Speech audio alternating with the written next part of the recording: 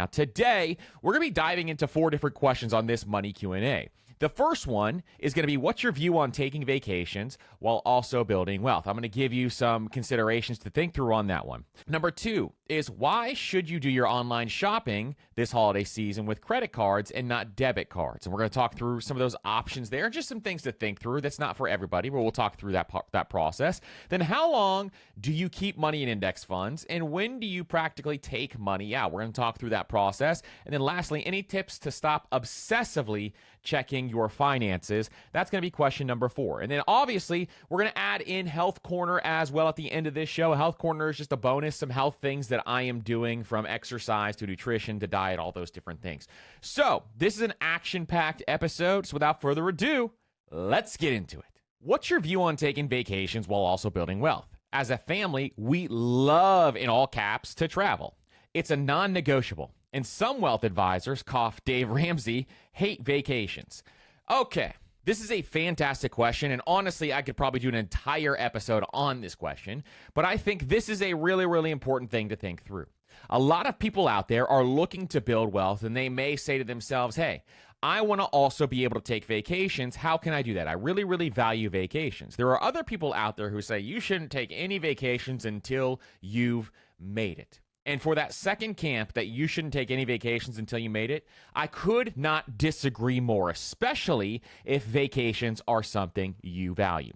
Now, my philosophy with money, if you've never listened to this podcast or you're very new to this podcast, my entire philosophy around money is that you should utilize money to spend on things that you absolutely value, and you should cut out everything else that you do not value. Money is there as a tool to be utilized for the things that you love in life. And this is the problem with a lot of people in their upbringing, is they were taught that money is restrictive. You don't have enough money to keep the lights on during the day in the house. You don't have enough money to go do this thing. You don't have enough money to go to Disney World. You don't have enough money to go and take a vacation. Now, hear me say this, what you value is going to be very different for every single person, but for most of us, a lot of us love to take vacations. And so I truly, truly believe, even while you're on your wealth building journey, you're going to need a break at some point in time, and you need to take vacations. Vacations are a fantastic way to take a break, to unplug and have that time to yourself and with your family.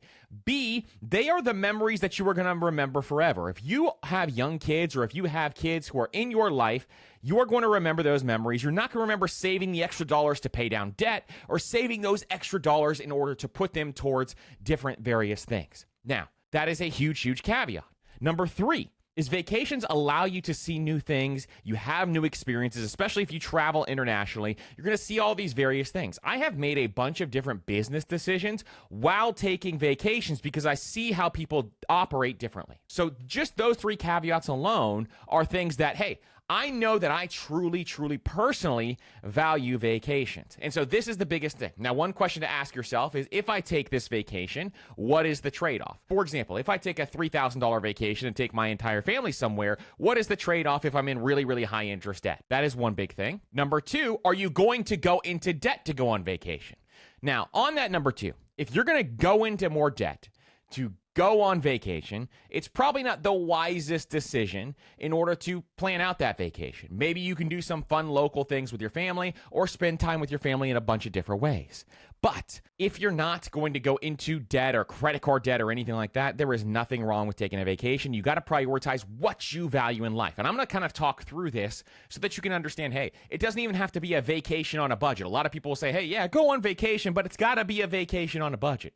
I want you to ball out, my friends. I want you to have the vacation that you want to have, and I'm going to show you exactly how to plan for that today in this money Q&A. And obviously, if you guys love this stuff and you want me to go deeper into this, because I think a lot of you do, as we've done some of our travel hacking episodes in the past, let me know and we will dive deeper into this topic, because I think it's something that's really, really important. Now, first of all, when it comes to vacations, I want you to be able to spend money on the vacations that you love. So planning ahead is going to be a really, really important thing. You got to figure out A, when you can have the time off, B, when you can actually have enough money to afford paying in cash for this vacation, and then C, blocking off that time, considering weather, all that kind of different kind of stuff. So Planning ahead is really, really important. I like to usually plan ahead like 12 to 15 months if it's international. If it's local or it's in the country, I like to plan 3 to 6 months ahead and make sure I have all of those things in place. But internationally, it's really, really important to do this ahead. Say, for example, you want to go to Africa and you want to go on a safari. A lot of times those safaris get booked out a year in advance. So you got to make sure that you are planning ahead so that you can have an optimal time when you do some of this stuff. But in addition, making sure you plan ahead also allows you to start acquiring credit card points for travel hacking. It allows you to save cash so that you can pay for this vacation in cash. Because in no way, shape, or form should you ever go on vacation and go into debt. That is not what I'm talking about here. What I'm talking about is making sure that you have the cash in place.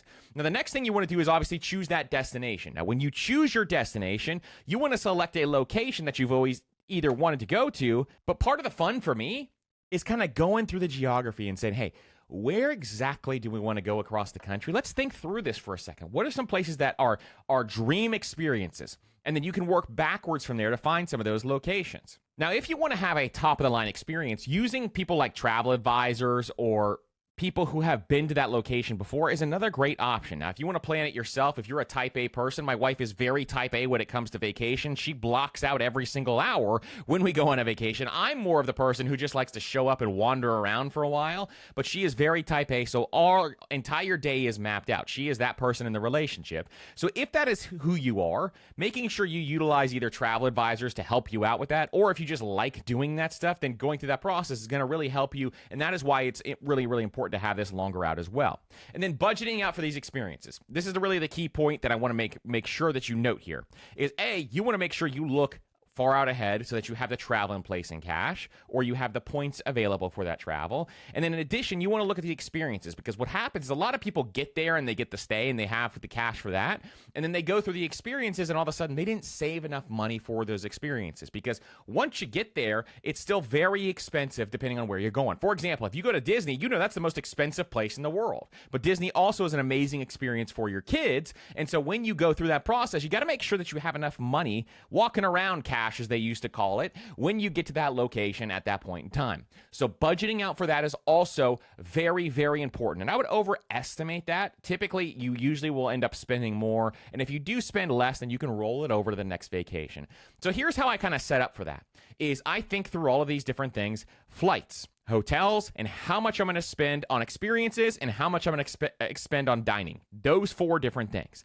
Then I set up a automation for saving for this. And automation is key when it comes to this. So a lot of times I'll set up a savings bucket in like an Ally account or something that says vacation. And I will automate my money into that savings bucket every single month. And so when I'm doing this, this is just automatically boom into vacations, automatically boom into vacations every single month. So if I know my trip is 12 months out, I'll divide that number by 12.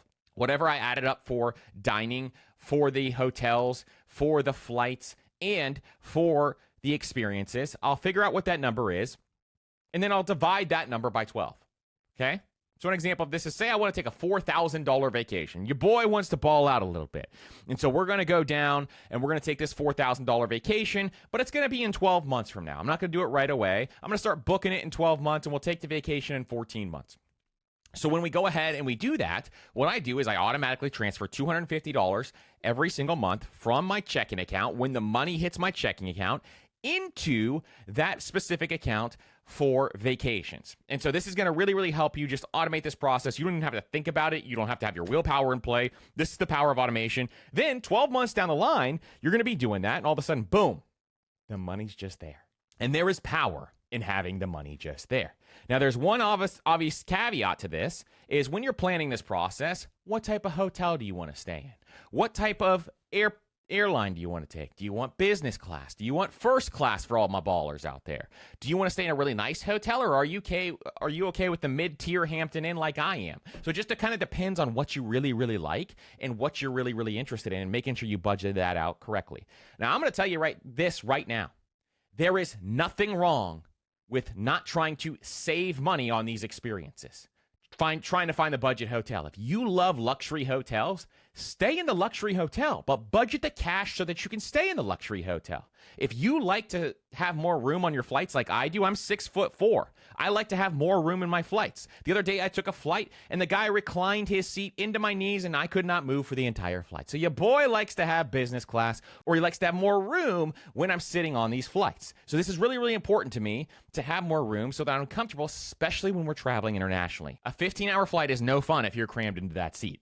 So figure out what you like. There is nothing wrong with spending more dollars. In fact, I want you to spend more money on the things that you love when it comes to travel. Spend more. That is what money is there to do, is to put it towards things that you value. This is why we focus so much on earning more and finding those dollars so that we can do things like this, so that we can have these experiences, because this is going to be an amazing thing that you're going to look back on life. And at the end of the line, you're going to say to yourself, I wish I had more experiences. And if you do this the right way, I truly, truly believe that you will not have regrets when it comes to having those experiences. You're going to love looking back at those pictures of your family vacations with your kids as they get older. You're going to love thinking about those experiences.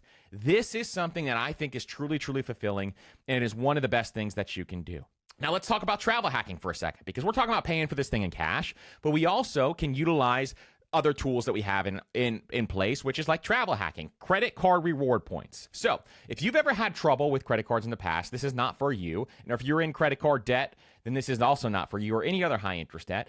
But if you're someone who wants to actually reduce the cost of some of these vacations, you can very much do so, then credit card rewards are a great way to do that. And the way that this works is you put all of your bills on one of these credit cards. And what happens is you get a bonus when you spend X amount of dollars. So typically it's like you spend $4,000 in the first 3 months, then you're going to get a 50,000 point bonus. Then your spouse can also open a card and do the same thing all over again. Now you have 100,000 points that you can spend towards your next travel or vacation.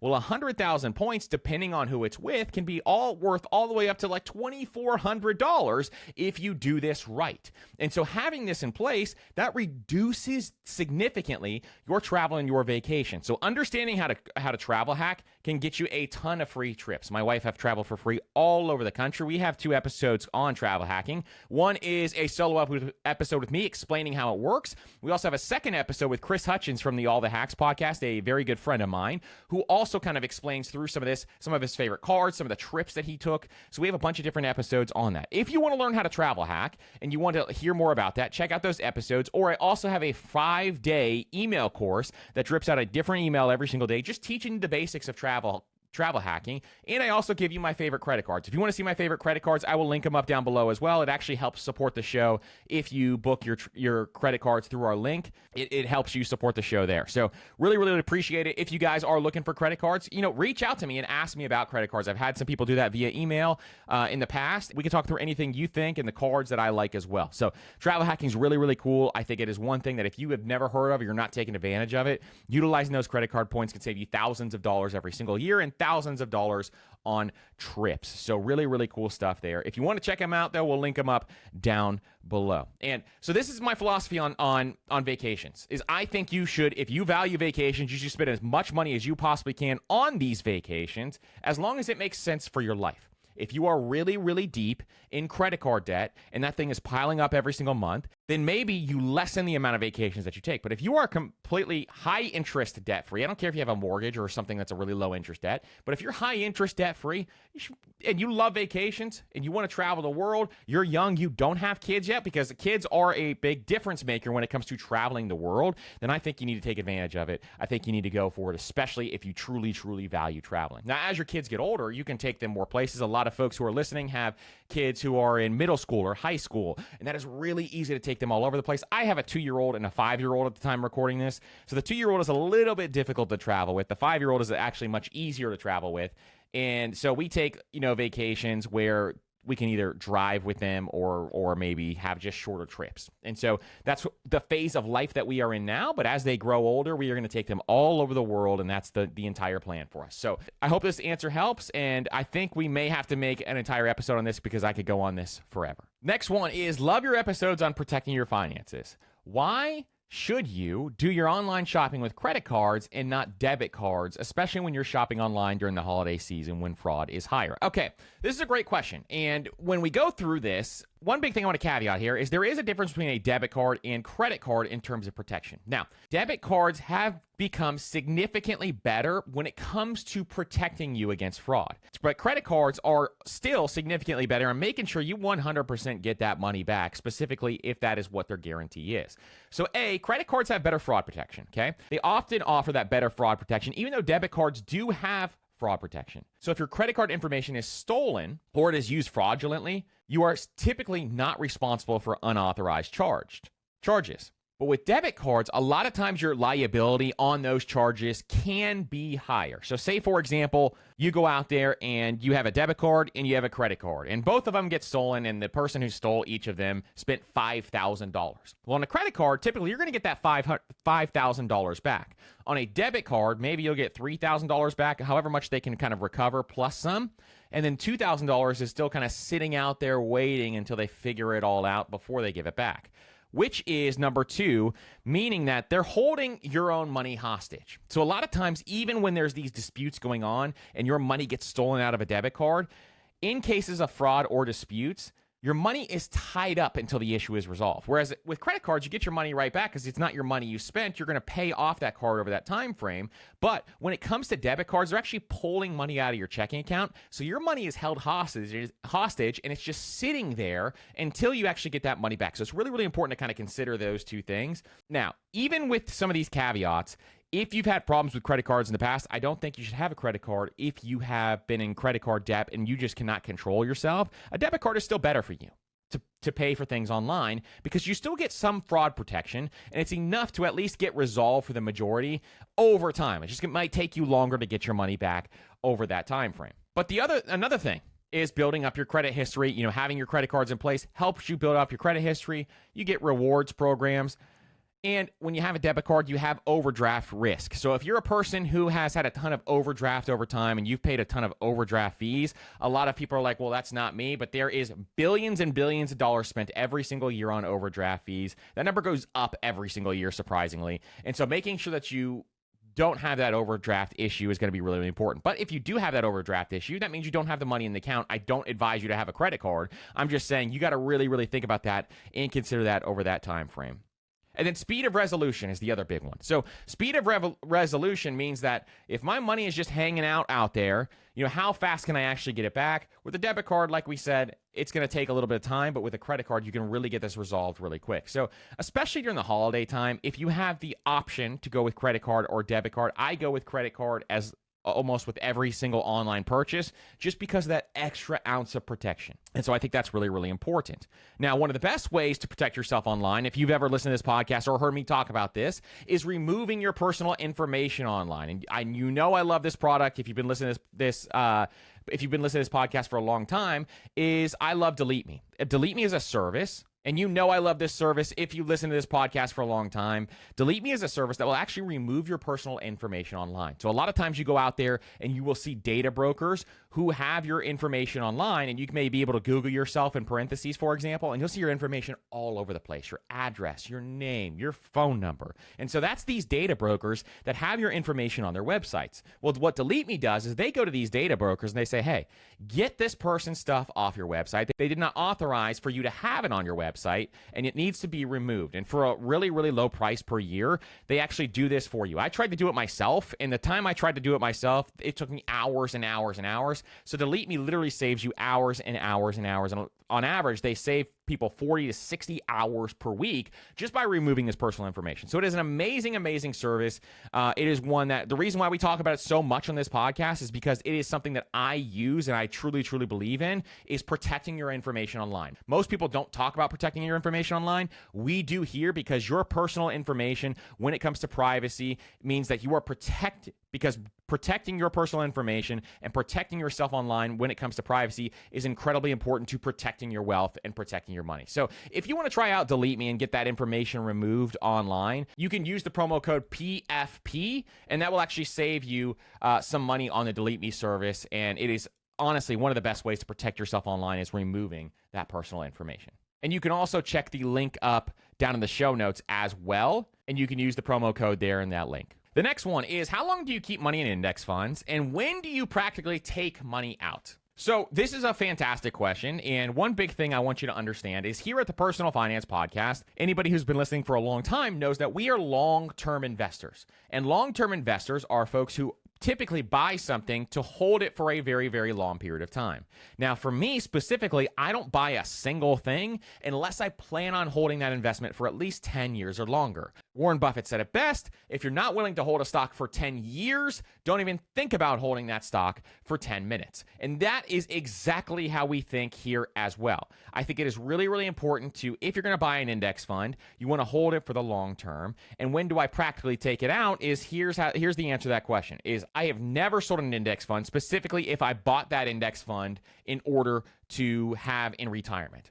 So I start to practically take that money out when I hit retirement age and I'm ready to actually draw down on that index fund for my income. Now, how much money do you have to have in an index fund in order to be able to start drawing it down? It depends on what your goals are. So your goals are set up where you got to figure out what your retirement number is. What is that number that you need to hit in order for your index funds to be able to fund your typical lifestyle? Now, typically the number for this is you're going to figure out how much you want to spend in retirement. So say, for example, you want to spend $60,000 per year in retirement. Well, if you want to spend $60,000 per year in retirement, multiply 60,000 by 25. And what that's going to give you is actually your freedom number, the amount of money that you need in that brokerage account invested in index funds or whatever else you're invested in order to be able to become financially free.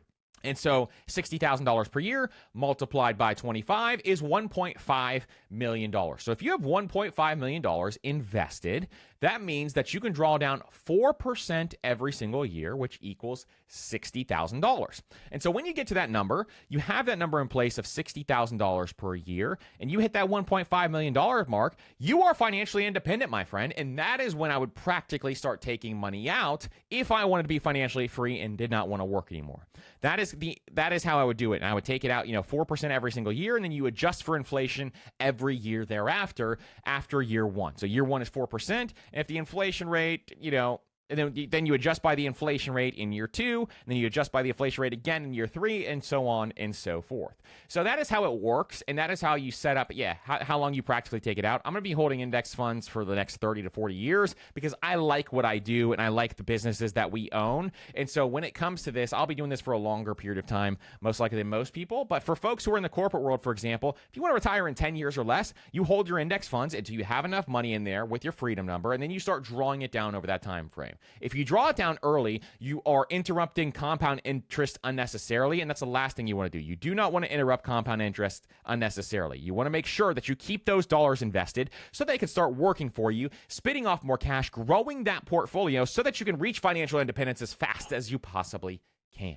So you can reach financial independence as fast as you possibly can. This is the key when it comes to investing and building wealth, is holding for the long term. The best investors hold for the long term. So that is exactly my philosophy when it comes to how long do I hold my index funds. Do you have any tips to stop obsessively checking your finances? So this is one thing that I know a lot of people, especially early on, when you are trying to figure out, hey, how do I get my money right? And then you start to see your money grow, and or you maybe have a big light bulb moment. And I had this light bulb moment as well, where all of a sudden, boom, you realize, hey, I got to get this stuff together. Otherwise, I'm never going to be able to retire. And so when you get to that point in time, you start to want to check your finances all the time. You constantly are thinking about your finances, especially if you're someone who maybe hates your job out there, or it's maybe you don't want to work for a very long time. You're like, how can I optimize this in order to make sure that I get every single dollar working optimally? I know how you feel. I used to be that way as well. And now I am someone who checks my finances very infrequently. And I'm going to show you exactly kind of the things that I did. One of the main things I did, though, is going to be really, really important. So if you do this all the time, maybe you just make it a rule where you don't check your finances unless it's on a set schedule. So one thing I used to do is I would start to check them every Friday instead of daily. And so Friday, I would kind of do a wrap up of all of my finances, kind of see where it all is, see where everything's looking. I would pay off my credit card for the week because I like to pay off my credit cards weekly just to stay on top of them. It's just a thing that I do. You don't have to do that. You have to pay them off monthly, but do not, if you want to pay them off weekly, you can, but that's just what I do. I just like doing it that way. And I've always done it that way. So you could set the schedule, once a week where you go checking your finances and just be like, I'm not checking this unless it is once a week, every single week. And you just make and take actions towards building wealth, but at the same time, you are just checking it once a week, and that's how you kind of stay on top of it. But number two, and this is the bigger one, this is the one that really changed everything for me, is I automated everything. I automated my finances, so I really don't have to check it really at all, and everything just kind of flows naturally. And automation, what it does is it removes your willpower from the equation. So a lot of times what people have to do is like, okay, I got to go pay my credit card, so I'm going to manually go in there, I'm going to pay off my card, and now it's finally paid off. What automation does is I don't have to think about my budget anymore because it's all automated. Everything is automated and put into place. I don't have to think about my savings anymore. I don't have to think about my investing anymore. Instead, I just have to do a quick check of 2 minutes every month or every quarter just to make sure everything is running seamlessly. That is what automation does for your life, and it takes you out of the equation, removes your willpower out of the equation, and allows your money just to work for you. If you don't automate your money yet, if you don't know how to automate your money yet, this is one of the most powerful things that you can do. We are actually going to build out a course on how to automate your money to teach every single one of you how to do it. We're going to do it from investing to saving to everything else all the way down the line on how to pay down even your mortgage faster with automation. So really, really excited about that. That's going to come out early next year to show you exactly how to do this, because a lot of people do not do this, and the future of personal finance is full automation, and that's how I run my finances now. I was tired of sticking and looking at my budget every single day. I was tired of checking my net worth all the time. I was tired of just looking at my bank accounts all the time. So I figured out, hey, there's gotta be a better way, and full automation is exactly how you do that. So money automation is number two. But number three is focusing on your long-term goals. So short-term fluctuations in the market or short-term fluctuations in your personal finances really do not matter in the long term. What matters is that you have the habits in place and you are taking the necessary steps every single day in order to get 1% better every single day or 0.5% better every single day with your finances. Because if you do that, I can guarantee that these build up like building blocks, and over time, you're going to see your finances grow. You're going to see your money grow over that time frame, and it's going to be really, really powerful to see that in your life. So focusing on long-term goals, setting your long-term goals, and focusing on that more so than your day-to-day finances is another great thing to do. And then just be mindful and educate yourself on the daily fluctuations of markets moving. So one thing a lot of new investors do, for example, is, and I'm not sure what you're checking day in and day out, but what a lot of new investors do is they will just check their portfolio every single day. That is the wrong thing to do, especially if you're brand new. What you really want to do is set it and forget it. Automate your money into those brokerage accounts, make sure that money's getting invested every single month, and then just sitting back, relaxing, and then seeing what happened throughout the year. Because year in and year out, even year in and year out, what happened over the course of a year is not really that big deal. What happened over the course of 30 years is what the big deal is. So making sure that you just understand day-to-day fluctuations, month-to-month fluctuations, year-over-year fluctuations, all of these really don't matter in the short term, but what matters is the long term and the actions and the habits that you have in place, and having the habit of investing your money every single month, having the habit of making sure you avoid that debt every single month, having the habit of paying down anything that has high interest. All of those are going to be so much more powerful for your finances in the long run. And that is what I believe helped me stop obsessively checking my finances. Net worth, it should be a goal where, like, if you're going to check your net worth, you're just going to do it twice a year. And so then you're not like in there all the time checking it. You just set some dates. Maybe I'll check it in June and I'll check it in the end of the year, December 31st, something like that. And then you have that available where you go through your year-end money checklist, which we will go through that episode coming up soon. And we will talk through that so you can go through your year-end money checklist and have that. But kind of extending out the timeline of when you check this stuff is one of the most important things. Number two, though, automation will change it all for you. All right, and then lastly, we are going to go through Health Corner. So typically when we have these episodes, they would end right there. This is just a little bonus content for you guys if you're interested in health and stuff. If you're just interested in getting your money right, you don't have to stick around. But this is going to be just talking about a short, 3 to 5 minutes, talk about some of the health things I did. So last time we talked about some of the supplements I'm taking, specifically when it comes to vitamins, and how it's really, really helped when it came to my immune system. And I think that is one where it really, really changed the way that I approached my health, just seeing that I did not get those micronutrients in. This time around, I'm going to talk about something when it comes to workouts and the physical side of it. So we talked about nutrition last time. I'm going to talk about some of the physical side of it as well. and we're going to go through some of this so that we can talk through it. Now, Health Corner is actually presented by The Plunge.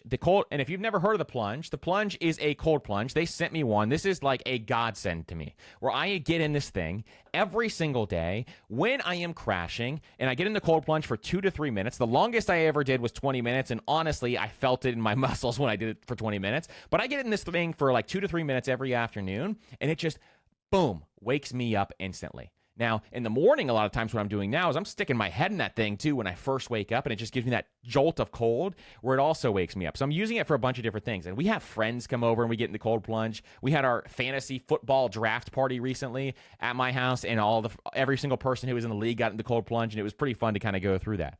But it's an amazing way it has so many different benefits, including, like I said, it has benefits for sleep. It has benefits for mood, for energy, and there's so many different things out there. So if you're interested in ever getting a cold plunge, we got a promo code that is PFP. If you want to get a discount on the cold plunge, we have it linked up down below as well if you want to check it out. Honestly, it is one of the best things that I do every single day, and it is joy through suffering is what I like to call it. I put mine down to about 50 degrees, get in there for about 2 to 3 minutes a day, and it is one of the best things I do. Now, one big thing on Health Corner today, though, is I also want to talk about the sled that I have been using. So one issue that I've had over the time is as I've gotten older, I've had bad knees. And if you've ever heard of the guy named Knees Over Toes guy, if you've never heard of him, his name's Ben Patrick. I think he actually lives pretty close to where I live in the Tampa Bay area.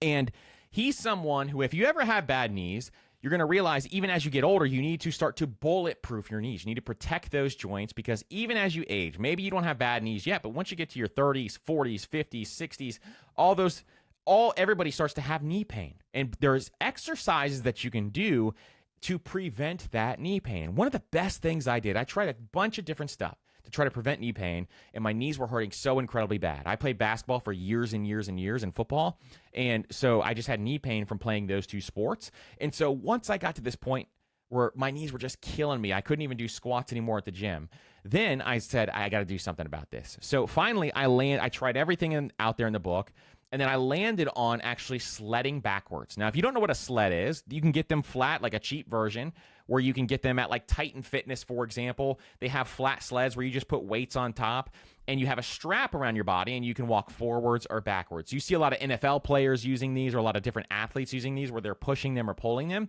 And so walking backwards actually helps bulletproof your knees. And let me tell you, I first bought the cheap sled to make sure this works. I bought a Titan sled. I think it was like $100, and it has a pole going up the middle. And then on the pole, you stick your weights on there, and you can walk backwards or you can pull it forward. So I was doing it to walk backwards every single day. And I started to notice a little bit of difference. And I started to notice that my knees hurt less. And over time, it started to kind of strengthen those knees over time.